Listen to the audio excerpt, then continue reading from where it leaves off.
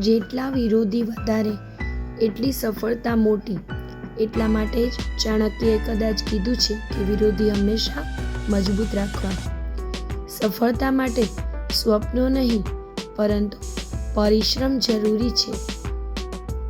ગભરાયા વગર સંઘર્ષ કરતા રહો, કેમ કે સંઘર્ષ દરમિયાન જ માણસ એકલો હોય છે. સફળતા મળ્યા પછી તો આખી દુનિયા તેની સાથે હોય છે. તમારા ધ્યેય પ્રત્યે ઉત્સાહી અને જુસ્સાદાર બનો.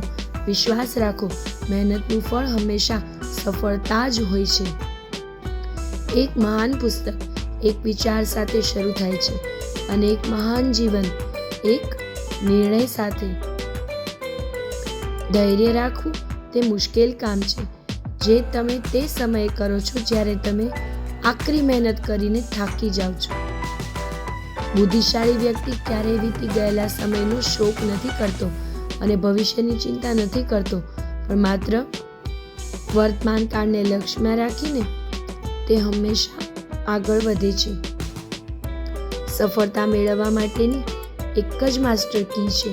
તમે બધી જ ફાલતુ વાતોથી ધ્યાન હટાવીને માત્ર પોતાના કઠોર પરિશ્રમ ઉપર અડગ રહો.